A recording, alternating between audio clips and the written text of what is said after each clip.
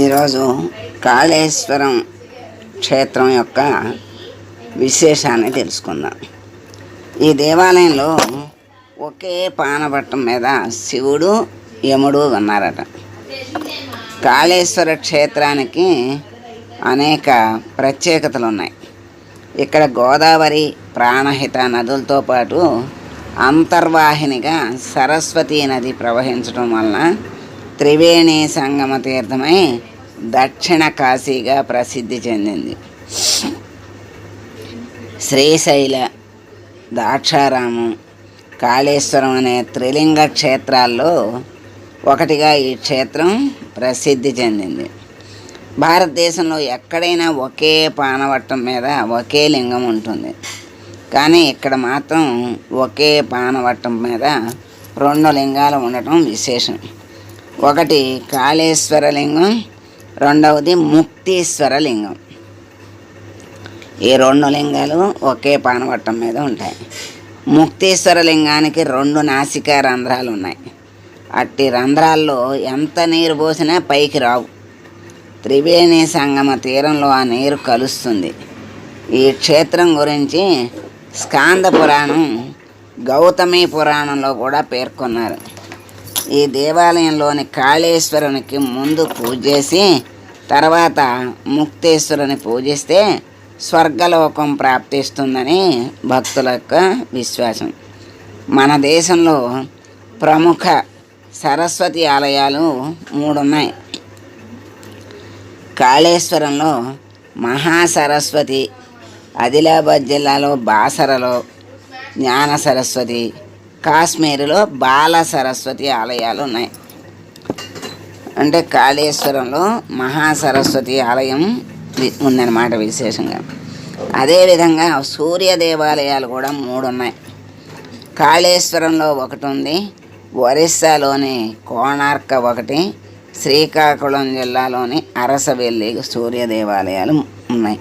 అంటే ఈ క్షేత్రంలో ప్రముఖంగా సరస్వతి ఆలయం, శివాలయం, తర్వాత సూర్య దేవాలయం ఉన్నాయన్నమాట. మరి కాళేశ్వరంలో ఇక్కడ మరి త్రివేణి సంగమం. కాళేశ్వరంలో బ్రహ్మతీర్థం, నరసింహ తీర్థం, హనుమత్ తీర్థం, జ్ఞానతీర్థం, వాయస తీర్థం, సంగమ తీర్థం ఇట్లా ఇత్యాది తీర్థాలు కూడా ఉన్నాయి. అంటే ఇక్కడ 5 చెప్పారు. 1 2 3 4 5 తీర్థాలు చెప్పారు. ఈ ఆలయం చుట్టుపక్కల ప్రకృతి సిద్ధంగా విభూతి రాళ్ళు లభించడం అనేది ఒక విశేషం.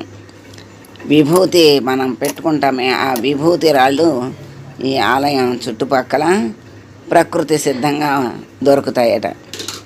ఆ ఆలయంలోకి వెళ్ళే చోట యమకోణం అని ఉంది. ఇందులో నుండి బయటికి వెళ్ళినట్లయితే యమదోషం పోతుంది అని చెప్తారు అని ఆ భక్తులందరి విశ్వాసం. అందుకని అక్కడి నుంచి బయటికి వెళ్తారు. ఇందులో నుండి వెళ్ళటానికి దిక్సూచి ఉంది, దాన్ని అనుసరించి వెళ్ళాలి. ఇక్కడ చక్కగా ఈ క్షేత్రం ఇవాళ మనం కాళేశ్వరం వెళ్ళి వచ్చినట్లే ఉంది. ఒకే పానవట్టం మీద 2 లింగాలు. ఇందాక ఆ 2 లింగాలు ఒకటి శివుడు, ఒకటి యముడు అన్నారు. తర్వాత త్రివేణి సంగమం, సరస్వతి ఆలయం, సూర్య దేవాలయం, మళ్ళీ ఆ 2 లింగాలను కాళేశ్వర లింగం, ముక్తేశ్వర లింగం అన్నారు. దానికి నాసికా రంధ్రాలు ఉంటాయి అనేది ఒక విశేషం. ఆ రంధ్రాల్లో నీళ్లు పోస్తే ఎన్ని పోసినా పైకి రావు. అవి ఎక్కడ కలుస్తాయి? త్రివేణి సంగమ తీరంలో కలుస్తాయట. ఎంత విశేషమైనటువంటి క్షేత్రాన్ని గురించి మనం ఈరోజు తెలుసుకున్నాం. చాలా విశేషమైనది. మనకు కూడా వెళ్ళినట్లే భావిస్తే ముక్తి, మరి యమదోషం పోయి ముక్తి కలుగుతుంది కదా. ఆ ముక్తి కలగాలని భగవంతుని ప్రార్థిస్తూ సర్వే జనా సుఖినో భవంతు.